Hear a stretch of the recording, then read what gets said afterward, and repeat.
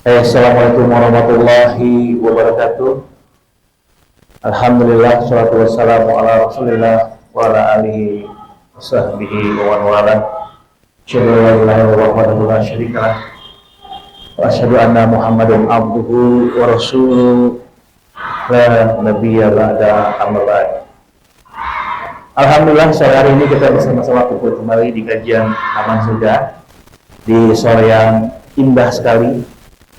Jikalau kita melihat ke sebelah kaca, terlihat ciptaan Allah yang luar biasa, gunung yang dapat kita nikmati, pemandangan alam yang dapat kita jadikan sebagai bahan tadabbur alam. Dan sore hari ini, alhamdulillah, kita sudah hadir guru kita semua, Al-Ustaz Didik Laulmana Hafizahullah Ta'ala, yang insya Allah sudah siap untuk memberikan materi-materi maupun nasihat-nasihat yang pastinya berguna bagi kehidupan kita di dunia maupun di akhirat, insya Allah. Sebelum kita mulai, terima kasih juga kepada para muslimin yang sudah ikut membantu memberikan sebagian hartanya untuk operasional dakwah kajian Taman Surga yang selama ini baik yang rutin ataupun yang hadir di sini. Jazakumullah khairan. Semoga Allah membalas kebaikan sahabat Taman Surga semua dengan berjuta-juta, bermiliar-miliar kebaikan lainnya. Dan untuk para akhwat di belakang sana, para umahat, nanti jangan lupa juga silakan untuk memberikan pertanyaan via WhatsApp di 0816 13 70 111 ya, 111. Sekali lagi untuk para akhwat umahat di belakang sana, silakan sudah pada saat berjalan kajian boleh langsung ngetik pertanyaan via WhatsApp di 08 16 13 70 111. Dan tema kita hari ini apa? Berkaitan dengan tadi yang sudah Ana sebutkan ya. Begitu, salah satunya adalah keindahan di sebelah kiri kita ya. Kalau di sebelah kanan, sebelah kiri ya. Gunung yang tinggi ini, kadang-kadang ada beberapa teman-teman kita yang melihat gunung ini sebagai sesuatu yang keramat, Ustaz. Nah, kemudian dengan ayat-ayat Quran, dengan ritual-ritual ya, menganggap gunung ini mungkin sebagai sesuatu yang dapat dijadikan pegangan hidup melalui seorang ustadz atau yang terlihat ustadz, tetapi kita belum tahu keasliannya kalau bersikap seperti itu ya. Makanya untuk menghilangkan keraguan sahabat Taman Surga semua di sini yang sekiranya mungkin kita kadang-kadang suka pasti ingin bertanya di dalam ya kepada orang-orang yang lebih mengetahui ilmu, pada ustadz tentunya. Tapi kita juga harus tahu ya mana yang ustadz original kalau dibilang, atau mana yang ustadz KW mungkin seperti itu ya, kurang lebih seperti itu. Baik, untuk mempersiapkan waktu kita langsung saja kepada guru kita semua, Al-Ustaz Didik Laulmana Hafizahullah Ta'ala. Pada Ustaz. Bismillahirrahmanirrahim. Assalamualaikum warahmatullahi wabarakatuh. Waalaikumsalam. Alhamdulillahi ala ihsanih wa syukulahu ala taufiqihi wa amtinanih. Asyhadu an la ilaha illallah wahdahu la syarika lah ta'ziman li sya'nih. Wa asyhadu anna nabiyyana Muhammadan abduhu wa rasuluh ad-da'i ila ridwanih wa ala alihi wa ashabihi wa ikhwanih. Ya ayyuhalladzina amanu taqullaha haqqa tuqatih wa la tamutunna illa wa antum muslimun. فإن أصدق الحديث كتاب الله وخير الهدي هدي محمد صلى الله عليه وسلم وشر الأمور محدثاتها وكل محدثة في الدين بدعة وكل بدعة ضلالة وكل ضلالة في النار. معاشر المسلمين والmuslimat rahimani wa rahimakumullah. Bersyukur kembali kita kepada Allah Subhanahu wa taala yang mengumpulkan kita di tempat yang terbaik di atas permukaan bumi, salah satu rumah di antara rumah-rumah Allah, tempat yang diberkahi, tempat untuk mencari kelembutan hati, tempat untuk orang-orang yang ingin mencari hidupnya hati. Oleh karenanya Nabi Sallallahu Alaihi Wasallam pernah mengatakan, "Idza marartum bi riyadil jannati fartau." Jika kalian melewati salah satu taman di antara taman-taman surga, maka mampirlah. Demikian juga seorang sahabat, seorang salaf, beliau pernah mengatakan, "Ta'alau nazidu imanana." Mari kita tambah iman kita. Apa yang dimaksud dengan menambah iman dan taman surga tersebut dijelaskan oleh para ulama, yaitu majalisul ilmi, majelis ilmu. Maka bersyukur kita kepada Allah masih berkumpul di majelis yang mulia seperti ini. Mudah-mudahan Allah Subhanahu wa taala membukakan hati kita untuk menerima hidayah yang berasal dari firman-firman-Nya, dari sabda Rasul-Nya, dan mudah-mudahan Allah Subhanahu wa taala menilai waktu yang akan kita lalui 50 menit atau 1 jam kurang lebih itu bernilai pahala yang besar bagi kita semua. Mengenai tema kita kali ini, apakah temanya? Adakah dukun? Apa judulnya? Iya, apa? Dukun atau ustaz? Oh, ustaz atau dukun? Ustaz atau dukun, bukan adakah dukun, salah. Ustaz atau dukun? Ya, memang fenomena dukun di negara kita ini sudah luar biasa, sangat memprihatinkan. Karena kita tidak pernah mendengar ada dukun yang ditangkap polisi karena profesi dukunnya. Beda dengan koruptor yang kita pernah dengar. Ini tangkap kenapa? Koruptor. Oke. Ya. Jadi ada 2 profesi di negara kita yang dianggap biasa. Satu dukun, satu lagi apa? Apa ya? Riba. Oh iya. Riba.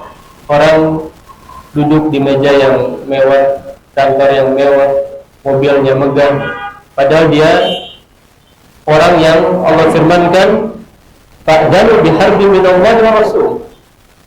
Umumkan untuknya perang dari Allah dan Rasul. Tapi kita tidak pernah mendengar ada orang yang ditangkap polisi gara-gara riba. Ya. Maka mudah-mudahan Allah Subhanahu wa taala memberikan hidayah kepada pemerintah kita, memperbaiki kondisi negara kita sehingga mereka bisa paham akan bahayanya 2 profesi ini. Di antara profesi yang sangat berbahaya ini adalah dukun. Dukun ini tidak hanya bahaya dari sisi syar'i, bahkan di Indonesia dukun ini sudah didukung oleh ormas-ormas.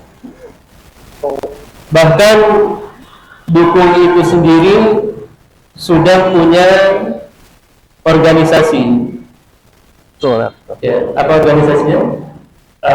Perkumpulan paranormal apa gitu kalau nggak salah tuh. Ya, PDI atau Perdunu. Persatuan Dukun Perdukmi Nusantara, Perdunu. Ya, gimana? Yang mana kalau kita lihat sekilas ya, tentang profil organisasi ini yang didirikan tanggal 3 Februari 2021 di Banyuwangi, visi mereka yaitu mengenalkan ilmu-ilmu gaib kepada masyarakat, mengenalkan ilmu santet kepada masyarakat. Demikian juga mereka memiliki misi bahwa dukun itu tidak mesti buruk. Jadi merubah persepsi masyarakat bahwasanya dukun itu tidak mesti buruk. Ya. Demikian juga mereka ingin menyampaikan bahwa sebenarnya dukun itu bisa menjadi solusi bagi berbagai macam masalah, terutama masalah-masalah yang kasat atau tak kasat mata, gaib. Jadi tujuan mereka baik atau tidak baik? Ya. mengenalkan, baik atau tidak baik? Baik mengenalkannya, tapi mengenalkan santet. Santet kalau kita buka Wikipedia, nggak ada santet yang baik. Santet itu usaha untuk menyerang orang lain dari arah yang tidak terlihat. Itu santet. Maka kita sangat sedih ya dengan adanya fenomena seperti ini. Belum lagi mereka sekarang bukan hanya beraksi di tempat-tempat yang gelap, di tempat-tempat yang tidak terlihat. Kalau zaman dulu, mungkin zaman anak masih kecil, yang namanya dukun itu kan ada paling di hutan, di gua, di tempat yang tersembunyi. Sekarang dukun sudah ada di mana? Sudah buka praktek Pak. Iya, sudah buka praktek, bahkan sudah punya sosmed. Oh iya. Sudah punya channel YouTube. Subhanallah. Dukun punya channel YouTube, channel Instagram. Ya. Jadi sudah benar-benar terbuka. Terima pelet online. Terima santet online. Ya. Demikian juga terima meramal online. Subhanallah. Oleh karenanya ini merupakan ujian bagi kaum muslimin.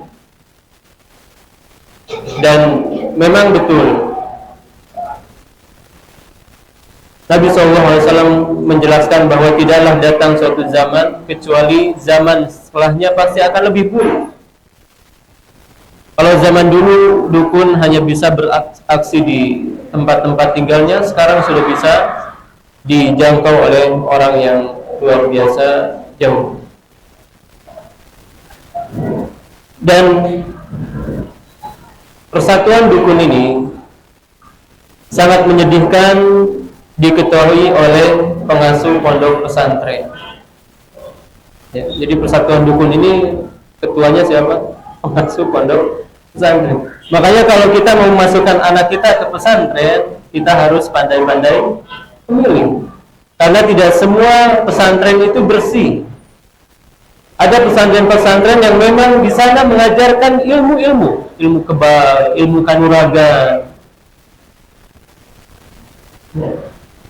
Demikian juga sekjennya itu kepala desa. Maka ya ini menunjukkan kepada kita bahwa memang fenomena dukun ini sudah menjadi sesuatu yang dianggap biasa oleh masyarakat kita. Sudah dianggap menjadi bagian budaya yang harus dilestarikan. Ya, sehingga sampai kabar kepada kami bahwa mereka itu sudah berusaha untuk membuat sertifikasi. Buat gaji. Ya, sertifikasi dukun. Bukan guru tadi. Ya, bukan sertifikasi guru ya, sertifikasi dukun. Ya, jadi mungkin ada tes-tesnya, nanti yang lulus dapat sertifikasi. Subhanallah. Ya. Dan usaha mereka untuk membumikan dunia perdukunannya sudah luar biasa. Ya, terakhir mereka berhasil mengadakan seminar dukun. Kemudian mereka sempat ingin mengadakan festival dukun ya se-Indonesia. Kalau yang tadi seminar internasional ya. Festival dukun, tapi alhamdulillah ini tidak jadi karena banyak yang tidak setuju. Namun tidak jadi ini bukan karena masyarakat mereka paham dukun ini berbahaya, dukun ini haram, tidak. Ya, namun hanya gonjang-ganjing sini saja. Bukan atas dasar agama. Maka ya timbulan syubhat, jangan mudah mengatakan dukun sesat. Ini ya, syubhat yang dilontarkan oleh mereka. Jangan mudah mengatakan dukun sesat. Ingat di sana ada dukun putih, ada dukun hitam, ada dukun hitam. Ada tadi. Ada sihir putih, ada sihir hitam. Sehingga keluarlah istilah uskun dan kikun. Ya. Oleh karenanya ini fenomena yang ada di masyarakat kita. Mungkin dari Kang Doni ada tambahan. Ya, tapi tertutup menarik juga kan. Ada dukun yang putih, ada dukun yang hitam lah katakan ya. Kemudian juga tadi ada apa namanya. Nah, kalau ustadz ada nggak kayak gitu tuh? Ustadz yang putih, Ya. atau juga ada ustadz yang Iya. Ustadz putih, ustadz hitam. mungkin Ya. Jadi sejatinya ustadz hitam itu dukun yang dianggap ustadz. ustadz. Ya, dukun yang dianggap ustadz. Nanti kita akan sebutkan apa saja ciri-cirinya. Ya. Namun di antara ustadz-ustadz pun ada yang mereka menamakan diri mereka sebagai ustadz, namun prakteknya ternyata praktek dukun. Ya. Ya, maka insya Allah kita akan sebutkan nanti cirinya apa saja. Nah, tapi sebelum menuju ke ciri-ciri mungkin yang nanti bisa kita ketahui bersama. Tadi kan disebutkan sama Ustaz di depan, itu sekarang sudah, wah, bukan main-main lagi. Sudah punya sosmed, sudah buka praktik, bahkan sudah buka lagi di hotel lagi kadang-kadang. Ya.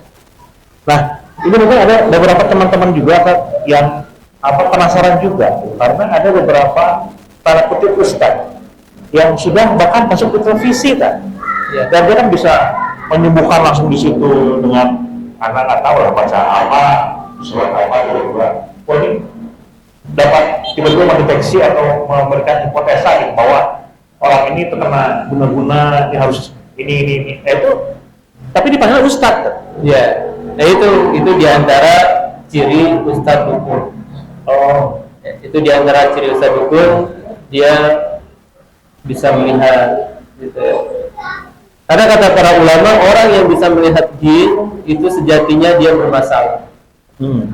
Orang yang bisa melihat jin sejatinya dia bermasalah. Maka kalau kita menemukan saudara kita yang selalu melihat jin, hati-hati, dia bisa jadi ada jinnya di dalam.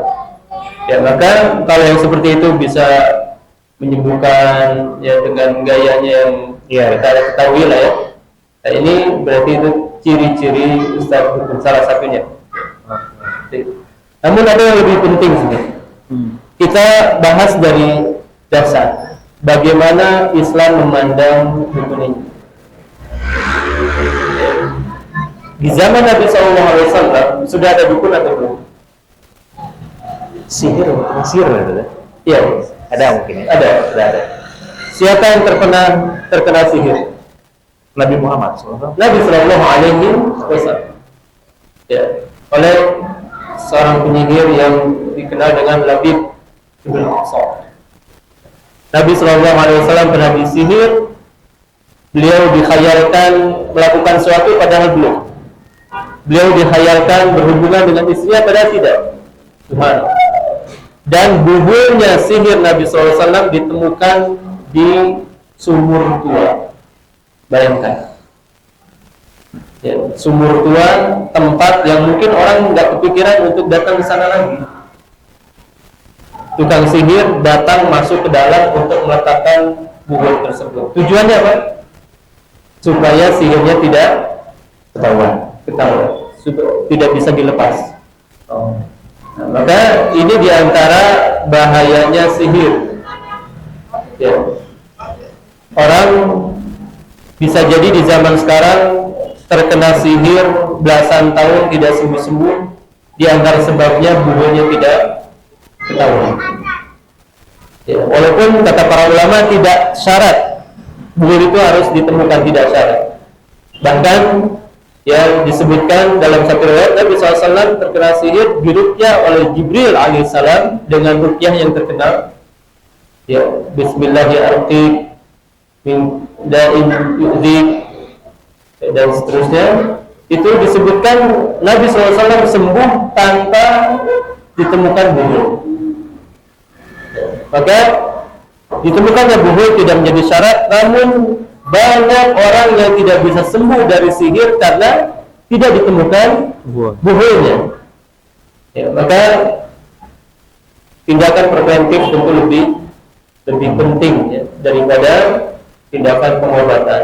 Oleh karenanya jangan sampai kita lupa untuk zikir keluar rumah, zikir ketika hendak tidur. Ya, zikir keluar rumah berapa doanya? Berapa? Zikir keluar rumah doanya ada berapa? Ada berapa? Ada yang tahu? Ada hadis. Nah, langsung lempar. Ya. Ada yang tahu mungkin? Siapa? Ini ada hadiah. Ayo. Zikir keluar rumah ada berapa bacaannya? Betul. Ada satu. Apa silakan? Bismillahirrahmanirrahim. Allah. Ya, boleh lah. Ya. Jumlahnya satu, betul ya. Betul, jumlahnya satu. Walaupun jenis zikirnya lebih dari satu. Jenis zikirnya lebih dari satu. Ada ya zikir-zikir yang lain. A'udzubika an adilla au udalla au azilla au zalla dan seterusnya. Tapi zikirnya satu. Sekarang zikir mau tidur berapa? Berapa zikir mau tidur? Saya berdoa. Banyak. Ya. Apa saja?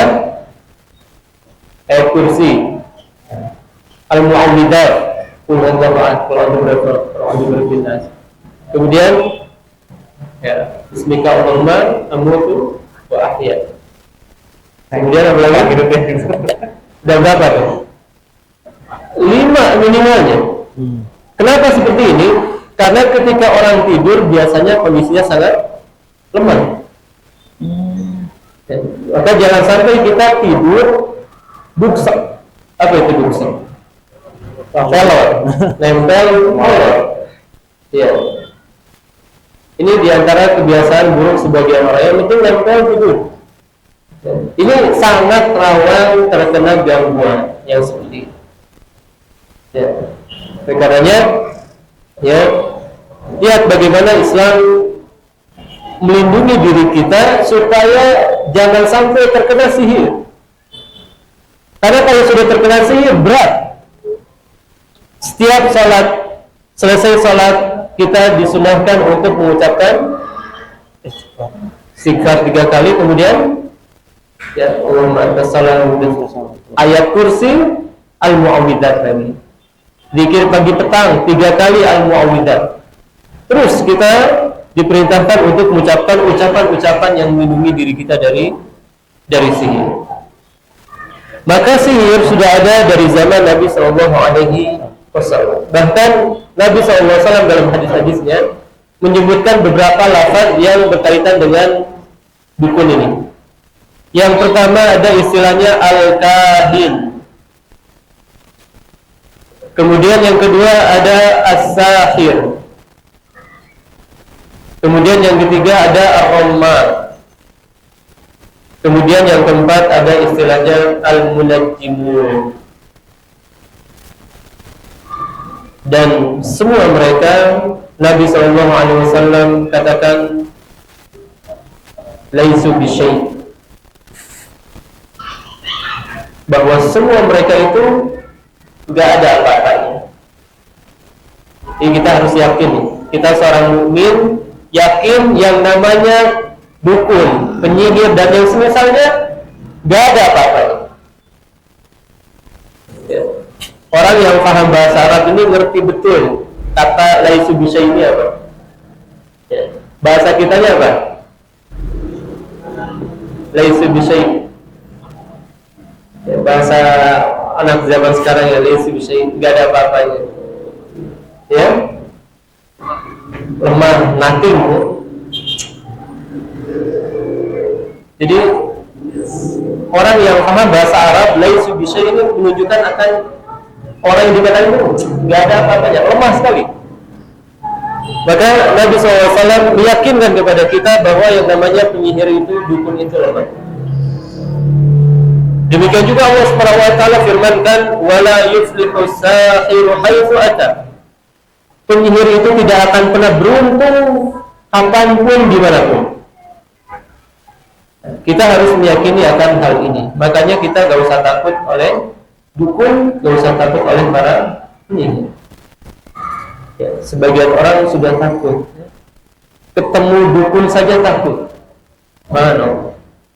Ya. Sebagian orang lebih takut sumpah dengan nama dukun tertentu daripada sumpah dengan nama Allah kemudian dia melanggar. Oleh karenanya ini beberapa istilah yang disebut oleh Nabi SAW perlu kita pahami. Al-kahin. Apa itu al-kahin? Al-kahin artinya dukun. Ya. Itu orang yang mengaku mengetahui hal yang gaib di masa depan. Itu namanya al-kahin. Ya. Yang suka meramal. Kemudian yang kedua ada istilahnya al-a'raf. Al-a'raf, arraf ini adalah orang yang mengaku-ngaku mengetahui hal yang gaib di masa yang lalu. Kalau al-kahin, al-kuhan itu di masa yang akan datang. Kemudian ada as-sahir, penyihir. Siapa penyihir? Yaitu orang yang suka membuat-buat buhul, tali-tali, diikat-ikat, tiup-tiup. Itu penyihir. Ya. Dan kebanyakannya di masa Nabi SAW penyihir itu para wanita. Oleh karenanya di surat Al-Falaq Allah SWT katakan, "Wa min syarrin naffatsat fil 'uqad," dan dari keburukan para penyihir wanita yang suka meniupkan di buhul-buhul. Ya, karena kebanyakannya penyihir di masa itu adalah para wanita. Kemudian yang berikutnya adalah ar-rammal. Yang keempat adalah ar-rammal. Ya tadi terlewat ya, ar-rammal. Itu orang yang meramal dengan menggunakan pasir. Dibuat garis-garis. Ya, kemudian nanti diletakkan sesuatu, apa yang tersisa kemudian dia baca, oh kamu nanti akan seperti ini. Ya. Dan ini yang mirip dengan al-finjan. Kalau di zaman sekarang ada istilahnya al-finjan, yaitu sihir dengan kopi. Kopi kan? Kopi. Gimana caranya? Minum kopi pakai gelas kecil, diminum, sisanya dilihat sama penyihir, oh kamu bakal seperti ini. Dilihat. Ini mungkin ada bentuk apa ya? Mereka ada rumus-rumusnya, oh kamu seperti ini. Nah, ini romal dengan serbuk-serbuk. Kemudian ada yang berikutnya adalah al-munajjim. Para peramal bintang. Ya, dan ini ma'ruf ya di zaman sekarang. Ada istilahnya zodiak. Ya. Oh, Libra tambah ini bintangnya apa? Capricorn. Capricorn. Kambing kan? Ya, subhanallah. Ya, jadi subhanallah. Ya. Banyak di antara kaum muslimin ketika buka koran, ketika buka majalah, yang pertama dicari adalah Zodiak. zodiak. Ini apa nih? Takdir saya bulan ini. Iya betul. Jodoh, jodohnya gimana? Jodohnya gimana? Rezekinya gimana? Karir, mana? Ya, padahal Nabi SAW mengatakan man ata arrafan aw kahinan fas'alahu an syai'in fasaddaqahu bima yaqul faqad kafara bima unzila ala Muhammad sallallahu alaihi wasallam. Siapa yang datang kepada peramal, ya, baik yang meramal di masa lampau atau yang meramal di masa yang akan datang, kemudian dia benarkan apa yang dia ucapkan, maka sungguh dia telah kufur kepada apa yang diturunkan kepada Rasulullah SAW. Jadi kalau seorang membenarkan dukun, kufur, keluar dari Islam. Subhanallah. Namun kalau hanya membenarkan, kalau hanya bertanya, namun tidak sampai membenarkan, Nabi SAW man ata'arrafan fasalu an syai'in lam tuqbal lahu salatul arba'ina yawman. Kata Nabi SAW, siapa yang datang ke dukun, kemudian dia iseng-iseng nanya, dia tidak benarkan, dia hanya bertanya, maka kata Nabi SAW, sholatnya tidak akan diterima selama 40 hari. Ya, ini bahayanya para dukun ini.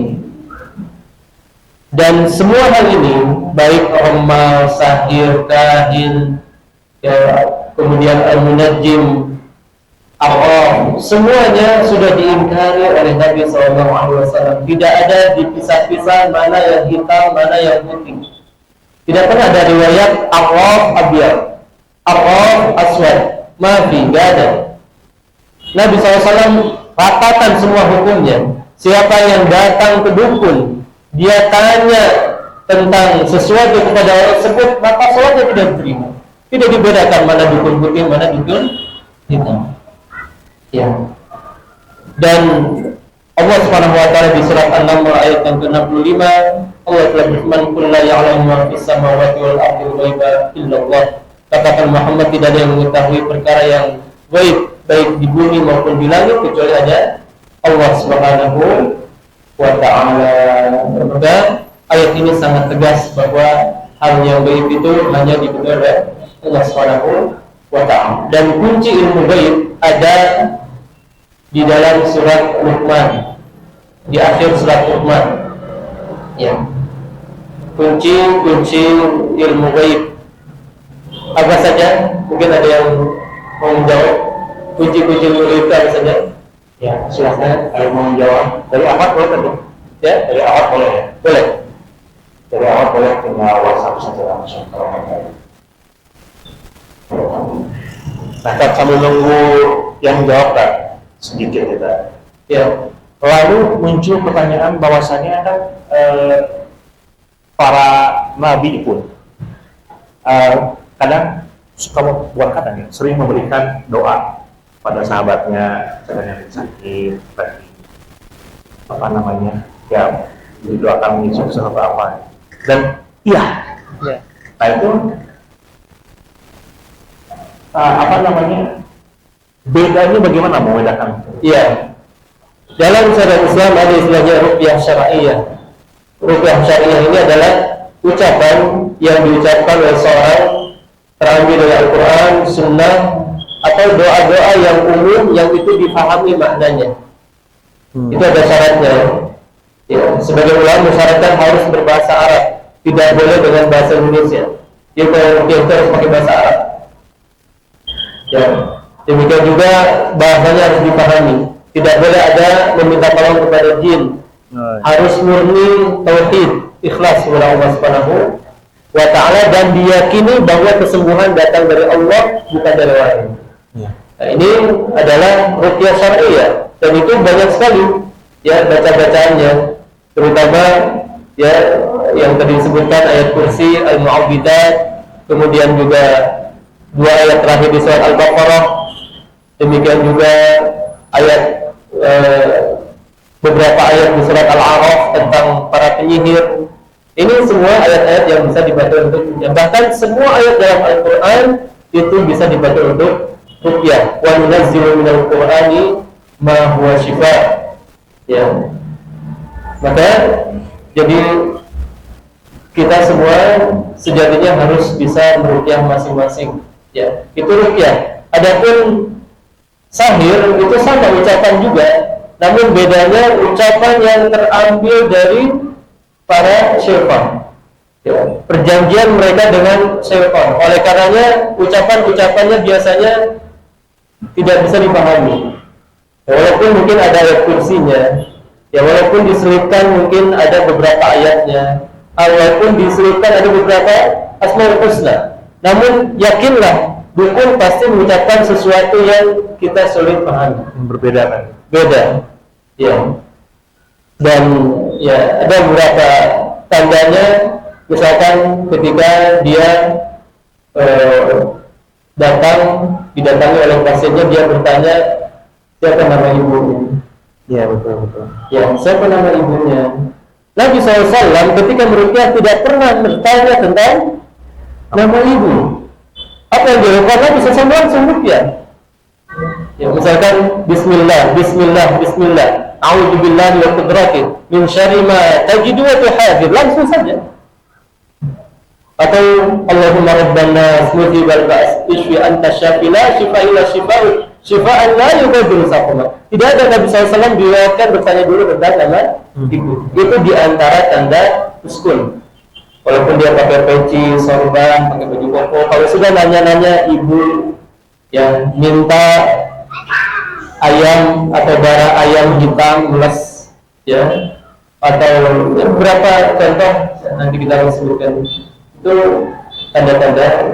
Jadi beda antara ruqyah syariah dengan sahih. Ya. Dan juga sekarang sebenarnya bukan sekarang juga ya, mungkin sahabat teman surga juga mungkin sering ataupun karena tidak tahuan kan. Kan kita kadang suka lihat ya, mungkin sahabat teman surga pernah mengalami juga waktu kecil-kecil dulu anak pernah lihat tuh kalau ke rumah saudara atau suka ada tuh kayak lukisan gitu tuh. Ya. Kayak kita kan lihat tuh kaligrafi atau di kita bilang itu ada kursi, nah cuma memang ada garis-garis ada. Ya. Nah itu kan gimana kan tadi kan dikatakan bahwasannya makanya itu pentingnya kita mengetahui atau mempelajari bahasa Arab. Nah untuk teman-teman kita saudara kita yang nggak tahu gimana? Ya. Jadi terkait dengan kaligrafi, hukum asalnya kaligrafi itu bukan untuk ditempel. Ya. Jadi kaligrafi itu hukum asalnya bukan untuk ditempel sebagai hiasan. Al-Quran ya, Al-Quran hukum asalnya bukan untuk ditempel. Terlebih lagi ketika kaligrafi itu ada satu yang tidak jelas, ada garis-garis, tiba-tiba si ayat Qurannya membentuk seperti orang yang duduk. Ya betul. Ya, masih mending kalau duduknya sambil berdoa. Ini duduknya seperti ya, mau berantem. Ya. Seperti orang yang lagi ngeluarin jurus. Baru beberapa hari yang lalu kita lihat seperti itu. Maka ini hati-hati. Ya, apalagi di sana ada angka-angkanya. Ya. Itu angka-angka itu terkadang terambil dari kitab-kitab para penyihir, Al-Awfaq dan yang semisalnya. Ada kitabnya tadi? Ada kitabnya. Mereka punya kitab-kitab yang khusus. Ya, dan ini ada seorang yang terkenal di Indonesia dari Jawa Timur yang rambutnya gondrong. Iya. Itu kan belajar dari buku-buku itu, Al-Awfaq dan yang semisalnya. Nah, maka ya tidak mesti setiap buku yang berbahasa Arab itu isinya petunjuk. Bahkan banyak buku-buku berbahasa Arab tapi isinya menyesatkan, membahayakan. Ini diantara contohnya itu mereka bisa membuat rumus-rumus untuk ya menyesatkan manusia, karena memang iblis itu diantara cara menyesatkan manusia bukan hanya dengan memurnikan keburukan sebagai keburukan. Kalau 100% buruk mungkin orang banyak yang tahu. Makanya diantara cara iblis menyesatkan manusia menyelipkan keburukan diantara kebaikan-kebaikan. Tuhan ini pakai ayat Quran, ngapain diingkari? Ini kan bahasa Arab, ngapain? Maka ya alangkah baiknya kalau ada yang seperti ini kita lepas saja. Ya, lepas saja. Ya, terkait dengan kaligrafi, kalau seandainya tidak diyakini sebagai jimat, ya, atau stiker Masya Allah, sebagian orang kalau sudah masang stiker Masya Allah sudah aman. Iya. Ya, ini kata para ulama bahaya. Ini juga sama dianggap sebagai jimat. Ya, maka ya kalau seandainya kita memang senang kaligrafi, maka letakkan di tempat yang baik, jangan sampai terkotori. Ya, kemudian jangan sampai dijadikan sebagai jimat. Jangan sampai kita merasa aman kalau saya sudah pasang ini sudah pasti aman. Itu berarti dia sudah menjadikan Al-Quran sebagai jimat. Walaupun hal ini diperselisihkan oleh para ulama, namun yang lebih tepat ini terlarang. Kesimpulannya sama-sama terlarang. Ya, yang para ulama membolehkan yaitu menulis Al-Quran di suatu kertas kemudian dicelupkan, diminum, ini sebagai ulama membolehkan. Ya, tapi kalau seandainya dijadikan jimat, tulisan Quran di kertas kemudian dimasukkan ke saku dijadikan jimat, ini yang lebih tepat itu terlarang. Ya. Dan ya kurang lebih seperti itu. Bahkan juga kan kalau kita lihat mungkin ini bukan akibat ya, efek dari kan contoh mungkin anak waktu kecil tuh suka nonton film kan ya, jadi akhirnya terstigma di kepala itu bahwa oh agama Islam ini buat musuh setan kan, doa ustadznya lempar tasbih bakar. Oh iya. Nah itu kan Itu gimana? Banyak juga itu banyak. Iya. Ya tentunya ruqyah ini para ulama sudah jelaskan tentang caranya. Ya, tentu bukan dengan cara lempar-lempar kaki seperti itu ya. Ya, jadi ruqyah itu cukup baca, kemudian nanti ditiupkan. Ya, ditiupkan dengan mengeluarkan sedikit air liur. Tidak terlihat, namanya nafas. Ya, ditiupkan sebanyak 3 kali, kemudian diusapkan, atau ditiupkan langsung ke orangnya. Makanya yang paling efektif adalah ruqyah offline. Jadi bagaimana ruqyah online? Cara peniupannya susah. Betul. Ya, maka yang paling efektif adalah ruqyah offline. Dan yang lebih selamat adalah ruqyah laki-laki ke laki-laki, perempuan ke perempuan. Karena kalau laki-laki ke perempuan gimana coba? Mau ditiupnya? Nah, kita meniup dengan perempuan kan? Nah, maka yang lebih selamat laki-laki ke laki-laki, perempuan ke perempuan. Walaupun ya sebagian orang bolehkan tidak masalah kita meruqyah lawan jenis selama memang menutup aurat. Kemudian Syekh Utsman Al-Khamis mengatakan jangan dipegang.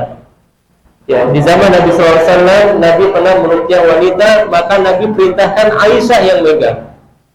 Ya, Ini ke perantara tadi. iya, melalui perantara di mana posisi yang sakit dipegang, kemudian dibacakan. Itu di antara cara meruqyah. Dan yang paling efektif adalah di sini, titik afda'il, di tengkuk. Karena di sini terdapat 70 lebih saraf ya. Dan kita ketahui yang namanya setan, yang namanya jin itu berjalan di manusia di saluran darah. Jadi sini sangat banyak sekali saluran darah. Bagian ini sangat di tengkuk ini. Ya, makanya kalau kita tidak tahu mana yang sakit, dia nggak menyampaikan atau mungkin masih belum sadar, sudah ini saja tengkuk saja yang kita pegang sama ubun-ubun. Ya, tapi kalau kita tahu ada posisi tertentu yang keras atau yang dia mengeluarkan sakit, maka kita letakkan tangan kita di situ sambil baca. Ya, jadi bukan dengan cara tepat tadi melempar lah. Ya, kalau di TV gitu. Ya. Baik, dan para ulama mengatakan kenapa orang yang mengaku-ngaku hal yang gaib ini kesalahannya sangat fatal, ada 2. Yang pertama, mereka telah mengaku-ngaku memiliki sesuatu yang sejatinya itu hanya milik Allah. Apa itu tadi? Mengetahui hal yang qul la ya'lamu ma fis samawati wal ardi ghaiba illa Allah. Ya, dan terkait dengan kunci-kunci ilmu gaib tadi sudah disebut, ada yang menjawab. Ya. Untuk ahad belum tak? Ahad belum Ya. Adanya pertanyaan tapi nanti yang gimana? Kunci ilmu gaib itu ada 5. Disebutkan di surat Luqman ayat yang ke-34. Innallaha 'indahu 'ilmus sa'ah. Yang pertama yaitu ilmu hari kiamat. Ketahuilah tidak akan ada orang yang mengetahui kapan terjadinya hari kiamat. Kalau ada yang meramal pasti Bohong. salah, bohong. Ya, dulu 12 Ya, lewat, rame tuh. ya kan? 999 lewat, berapa lagi tuh? Oh, sekarang dipakai diskon tak? Double. Ya, sekarang jadi diskon. Ini diskon. Itu kan semuanya bohong. Betul. Dan setiap ada orang yang beramal ketahuilah itu bohong. Kemudian wa yunazzilul ghaib. Yang kedua, kunci ilmu ghaib itu adalah turunnya hujan. Turunnya hujan termasuk kunci ilmu ghaib. Ya, oleh karenanya kalau ada orang yang memprediksi turunnya hujan, itu tidak di atas keyakinan. Oh iya. Ya, itu hanya memprediksi karena arah hujan atau arah angin saja. Dan kalau seandainya ada orang yang mengadakan hujan buatan, dia tidak akan tahu hujan itu turunnya di mana, Iya. kapan, dia tidak akan tahu. Makanya hujan ini diantara kunci ilmu ghaib. Kemudian yang ketiga, wa ya'lamu ma fil arham. Sesuatu yang ada di dalam rahim. Ya, makanya terkadang USG itu salah. Iya. Ya, kita sudah persiapan bayi laki-laki, pas keluar ternyata perempuan. Ya. Kemudian yang keempat, wa ma tadri nafsun madza taksibu ghadan. Seorang itu tidak akan tahu apa yang terjadi di esok hari. yakinlah tidak ada orang yang bisa mengetahui apa yang terjadi di esok hari. Kemudian yang keempat, wa ma tadri nafsun bi ayyi ardin, tidak ada yang bisa mengetahui di mana dia akan wafat. Kalau tanda-tanda mungkin bisa. Ya, bahkan ilmu kedokteran sendiri sekarang sudah tahu ya, ini kayaknya bakal wafat gak lama lagi. Prediksi. Ya, tapi kapan di mana itu tidak ada yang tahu. Maka ini di antara kunci-kunci ilmu gaib. Kemudian kesalahan fatal yang kedua, kenapa dukun ini sangat bermasalah? Selain mengaku-ngaku mengetahui hal yang gaib, yaitu mereka senantiasa meminta tolong kepada jin. Ya. Padahal Allah Subhanahu wa taala firmankan di surat Al-An'am ayat yang ke-128, wa yauma yahsyuruhum jami'an ya ma'syaral jin qad istaksartum minal ins. Dan ingatlah ketika Allah Subhanahu wa taala mengumpulkan semua mereka, kemudian mereka mengatakan, Rabbana istamta'a ba'duna bi ba'din wa balagna ajalana alladhi ajjaltana. Wahai Rabb kami telah memberikan manfaat satu sama lain. Lihat, ini diucapkan oleh sebagian manusia. Mereka merasa jin itu bermanfaat. Nah, dan ditafsirkan bahwa inilah yang dilakukan oleh para dukun. Oleh karenanya Allah firmankan di surat Al-Jin ayat yang ke-6, wa annahu kana rijalun minal insi ya'uduna bi rijalin minal jinni fazaduhum rahaqa. Bahwasanya di antara manusia ada yang meminta tolong kepada jin, namun jin itu malah menambah kesengsaraan kepada orang tersebut. Maka yakinlah ketika ada orang yang meminta kepada jin, sesungguhnya jin tidak akan memberikan kebahagiaan, tapi malah akan menambah kesengsaraan. Nah, itu dia kan. Memang tadi kan menarik yang kedua itu yang hujan. Kemarin kan sempat ramai tuh kan, ada pohon hujan tuh. Itu termasuk juga, ya, itu termasuk dukun. Masuk dukun begitu. Ya, masuk pada sahir. Nah, ya, orang yang berusaha dia minta tolong pada jin untuk memberikan. Iya, untuk membertikan malah ya. Tapi nggak berhenti. Iya, ada ya. Baik, Ustaz, mungkin kita boleh masuk ke ini, sudah ada yang pertanyaan dari Twitter, tidak apa-apa ya. Sebetulnya jawabannya sudah tadi Ustaz jawab sebagian, cuman Anda bacakan saja. Ini beliau dari Ahwat, ada 2 pertanyaan Ustaz. Yang pertama tadi yang mungkin Ustaz sudah jawab ya, zikir atau surat apa saja yang dibaca untuk ruqyah mandiri dan keluarga. Apakah benar caranya dengan membacakan di air dan kemudian meminumnya? Itu yang pertama kan. Yang kedua, kami dikirimi air botol dari Ustadz di pesantren yang sudah didoakan zikir oleh santri untuk kesehatan keluarga kami. Tapi kami tidak tahu doanya apa yang dibacain di air tersebut. Bagaimana dan apakah boleh diterima dan diminumnya? Ya. Yang pertama, surat apa saja yang perlu kita bacakan? Semua surat bisa. Semua surat bisa. Namun kalau berkaitan dengan jin lebih mudah. Ya. Jin itu kita bacakan ayat kursi, kemudian kemudian kita baca 2 ayat terakhir di surat Al-Baqarah, atau beberapa surat yang sangat ditakuti oleh jin. Di antaranya jin ada yang sangat takut dengan surat Al-Lahab.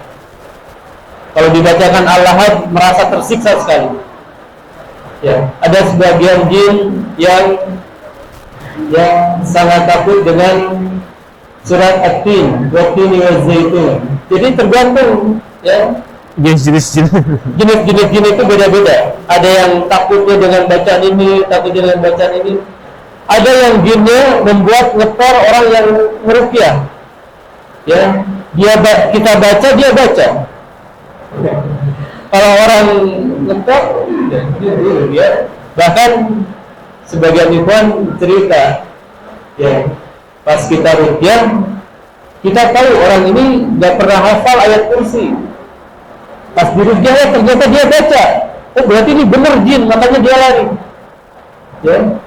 Jadi dia lari, kenapa? Karena tahu ini jin bener.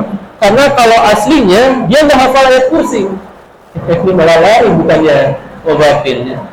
Ya, maka ya yang bisa kita baca ini diantaranya. Dan kalau berkaitan dengan sihir, baca ayat-ayat yang berhubungan dengan sihir. Ya, dan ini banyak terdapat di surat Al-A'raf, banyak terdapat di surat Toha dan yang lainnya. Kemudian setelah kita bacakan ayat Quran, kita bacakan hadis-hadis Nabi Sallallahu Alaihi Wasallam yang disebutkan Bismillah, Bismillah, Bismillah. A'udzubillahi min qudrati min syarri ma ajidu, kalau saya obati diri saya sendiri, atau tajidu kalau kita obati orang lain. Tajidu yaitu haji. Ucapkan sebanyak 7 kali. Kemudian a'udzubillahi kalimatillahi tammati min syarri ma khalaq 3 kali. Demikian juga Bismillahirrahmanirrahim. Allahumma rabban nas wal jibal ba'as anta syafi la shifa'a illa shifa'u shifa'an la yughadiru saqama. Bismillahirrahmanirrahim. Min kulli da'in yuhlik wa min kulli 'ainin hasidin Allah yashfik, dan seterusnya. Ya, itu bisa kita dapatkan di kitab-kitab zikir yang sahih seperti Hisnul Muslim dan yang lainnya. Adapun yang kedua tadi, apa hukumnya kita meminum air bacaan ustaz?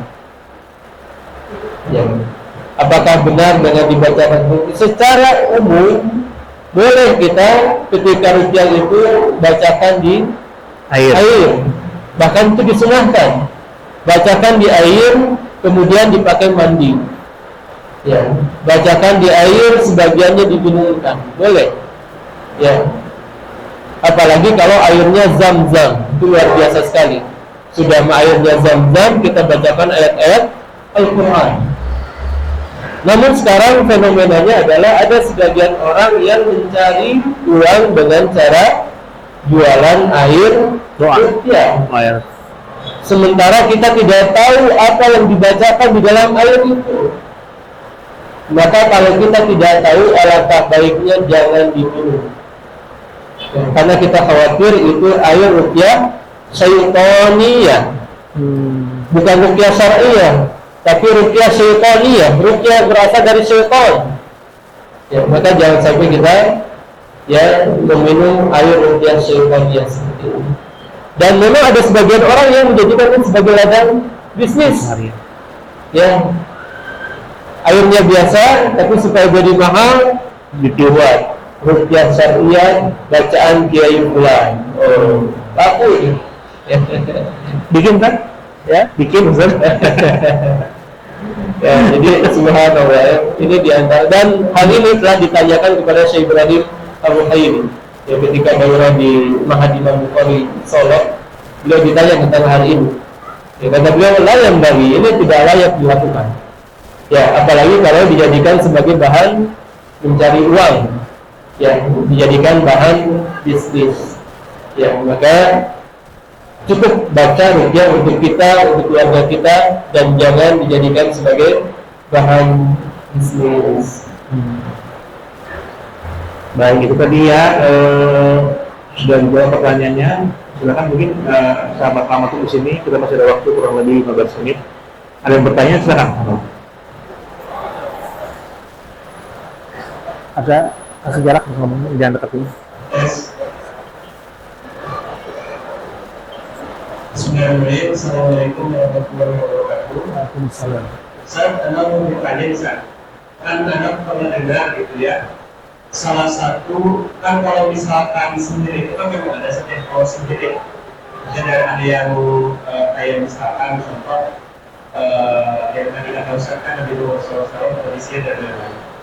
Nah, ada pernah mendengar salah satu tandanya itu adalah ada suara atau apa ya, kayak dentuman misalnya atap gitu ya, saya mendengar kayak ada suara dentuman di atap, kemudian ada kayak suara kucing lagi kakak-kakak kayak gergaji dan lain-lain gitu saya.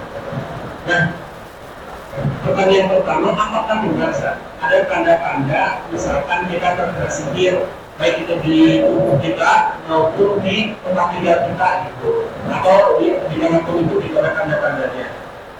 Apakah benar atau tidak? Yang kedua, kalaupun benar, bagaimana cara apa ya, bukan menanggulangi, cara menyikapi dan apa yang kita harus lakukan kalaupun memang itu benar tanda-tanda kita istilah sihir.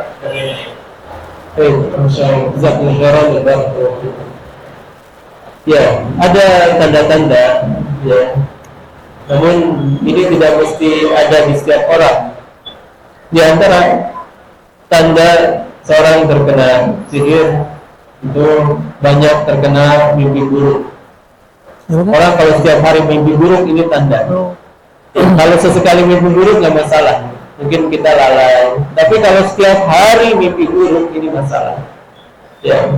Kemudian ya misalkan di rumah tiba-tiba banyak ular, ya, atau banyak kalajengking, ini tanda Ular.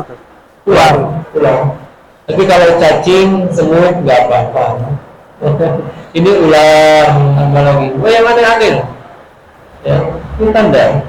Demikian juga, ya kalau tadi yang disebutkan seperti ada dentuman, ya itu bisa. Karena jin itu memang bisa melempar sesuatu, bisa melempar sesuatu, bisa menaruh seperti suara apa itu pasir di atas rumah, itu biasa, ya. Maka itu tidak mesti dijadikan sebagai tanda sebagai sihir, itu bisa jadi dari gangguan jin, ya. Tapi tidak menutup kemungkinan itu sihir juga, ya. Maka kalau ada suara-suara aneh, kita perbanyak zikir di rumah. Ya, perbanyak zikir di rumah. Dan masih banyak lagi tanda-tanda yang disebut oleh para ulama kita, yang diantaranya ketika misalkan ya, dia tiba-tiba ada gerakan aneh sendiri gitu ya, atau halusinasi, ini diantara tanda-tanda sihir. Apalagi kalau sihirnya berkaitan dengan hubungan suami istri, tiap hari ribut, tiap hari berantem, ini tanda-tanda berhati-hati sihir. Ya, bisa jadi sebabnya lain. Bisa jadi memang ada salah satunya hobinya berantem memang.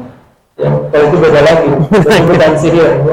Ya, tapi kalau ini memang biasanya dia nggak hobi berantem. Ya, tapi tiba-tiba berantem, ini tanda-tanda bisa jadi sihir. Ya, maka tanda sihir banyak, tergantung sihir apa. Ya, maka ya kita tentu sikapi hal itu semua dengan zikir kepada Allah Subhanahu wa Ta'ala. Baik. Nah, Kak, sebelum silakan saya mungkin di Umahat di belakang sana mau bertanya, silakan untuk 06 1370 1 boleh yang waktu. Sebelum kita menunggu yang nanya, Kak, kalau ayun kan, apakah termasuk ya kehasadan seorang terhadap seorang? Gitu? Apakah bisa dikatakan itu sebagai sebuah bagian dari sihir atau? Ya, al-ain itu bagian tersendiri. Nabi SAW mengatakan al-ain haq. Yang namanya ain itu adalah benar, pasti ada. Dan di dalam hadis yang lain disebutkan betapa banyaknya orang yang meninggal disebabkan ain. Apa itu ain? Ain itu adalah pandangan seorang ketika terpukau atau hasad. Yang ketika terpukau dia lupa untuk berzikir kepada Allah, dia lupa mengucapkan Masya Allah, Barakallahu fiik. Jadi yang baik itu bukan Masya Allah, Tabarakallah, tapi Masya Allah, Barakallahu fiik.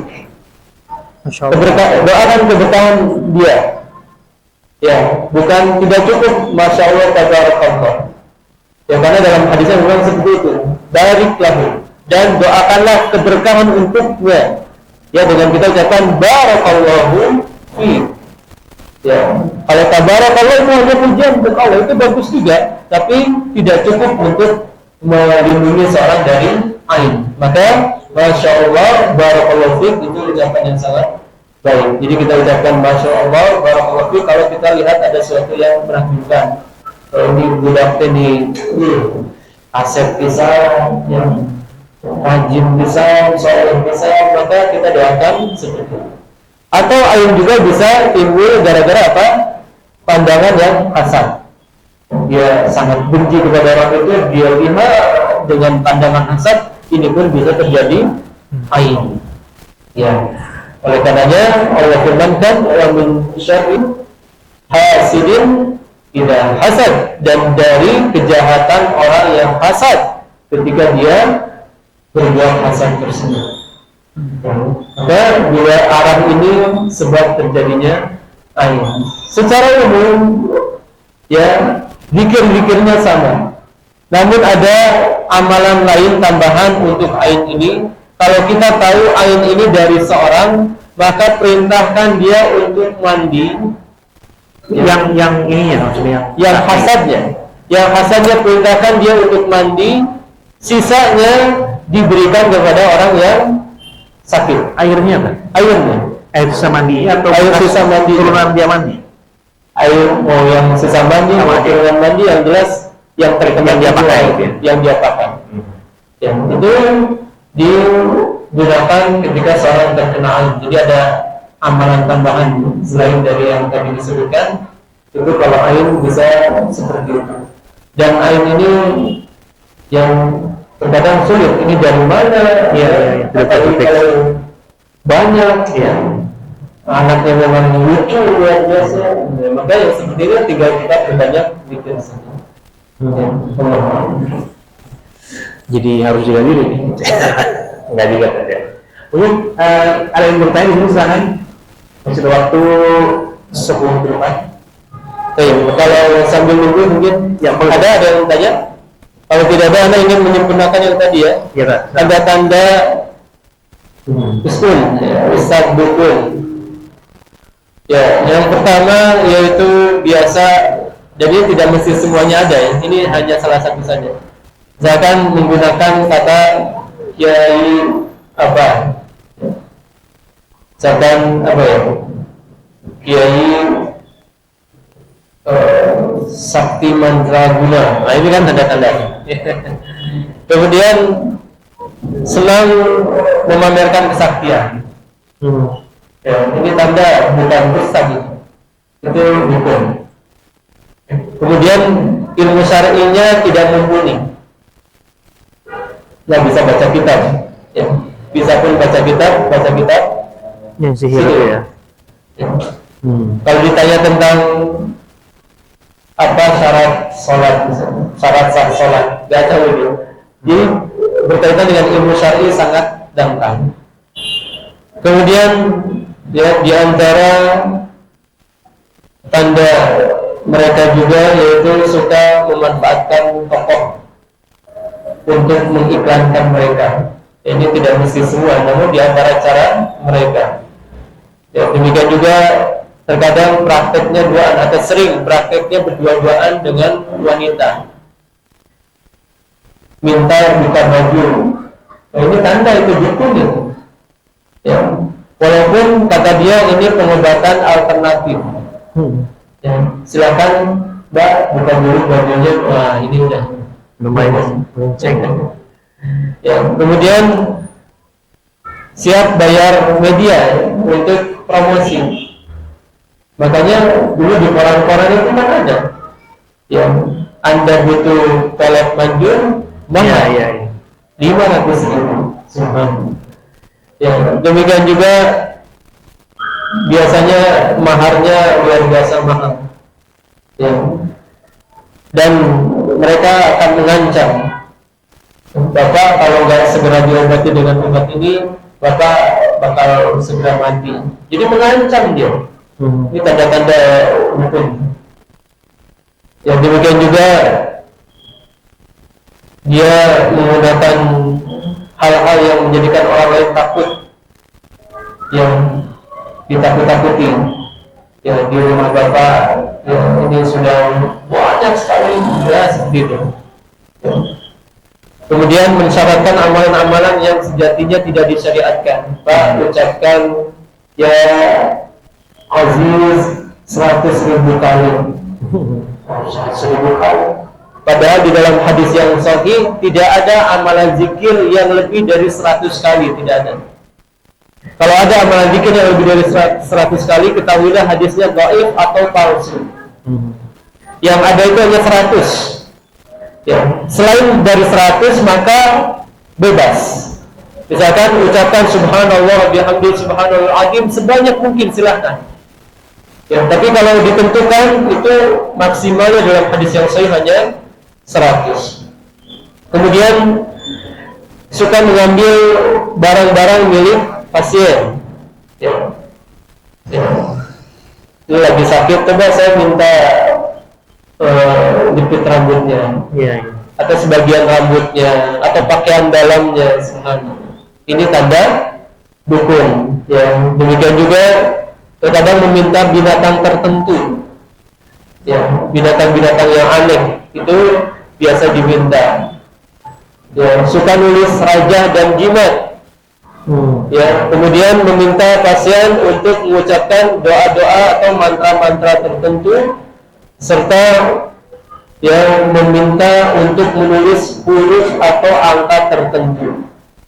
Ya, apalagi kalau nulisnya pakai bahan-bahan tertentu, ya, seperti darah, ini pasti itu sudah jin, ya. Ya, maka ini diantara tanda-tanda usul, ya, itu yang bisa kita ketahui, ya. Ketika dia komat pamit doa nggak jelas. Jadi kalau kita datang ke pengobatan, kemudian dia komat pamit, pulang lagi, ya. Komat pamit, kemudian tadi nanya apa? Sama ibu, ulang lagi sih, ini pasti dukun. Ya. Jadi kalau bacaannya jelas, ya, kemudian kita ketahui maknanya, prakteknya pun jelas, tukang tulang ya benerin tulang, ya. Dan sebagian mereka itu kan ketika datang langsung tahu bapak punya masalah ini, ya, oh itu dukun tuh. Baru datang sudah bilang itu, balik lagi kan. Ya, bapak punya masalah, dari mana dia tahu? Ya, dari mana dia tahu? Dari jin, Pak. Dari Jin. Dari jin, bukan? Dari jin. Ya, di sini dalam hadis yang sahih bahwasanya para jin yang berada di langit itu mereka bertumbuk untuk mendengar kabar dari langit. Ketika ada kabar dari langit, mereka langsung tangkap, kemudian sampaikan ke yang di bawahnya. Terus sampaikan di bawahnya sampai disampaikan kepada dukun.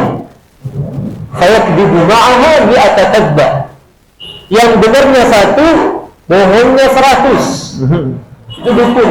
Benarnya 1, bohongnya 100. Tapi orang lebih percaya sama yang satunya. Itu daripada yang 100, ya. Ya benar, kamar itu. Ya, langitnya di dia, benar di dia. Itu yang betulnya. Yang bohongnya 100. Ya, maka itulah talbis iblis, yang itulah syubhat. Ya, yang mencampur adukan kebaikan dengan keburukan, kebaikan yang 1, keburukannya 100, sehingga orang pun mudah mencari. Ya, ini kurang lebih, ya, walaupun masih ada ciri-ciri yang lain dari miskin itu. Baiklah, Pak, rupanya seperti ini.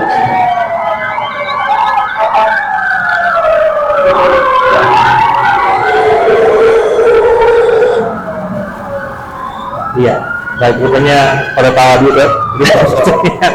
Tapi sebelumnya untuk tadi umahat yang bertanya dapat hadiah, nanti bisa diambil di belakang di tim kita. Ini juga sekarang lupa kasih hadiah dulu. Insyaallah. Jadi minum ya, disemprot aja. Tapi ada dukun lebih hebat lagi kita. Ketika datang nggak punya uang ya, tahu semua. Dukunnya apa juga. Baiklah, soal itu Ustaz Jazakallahu khairan sudah memberikan kita begitu banyak ilmu di sore hari ini.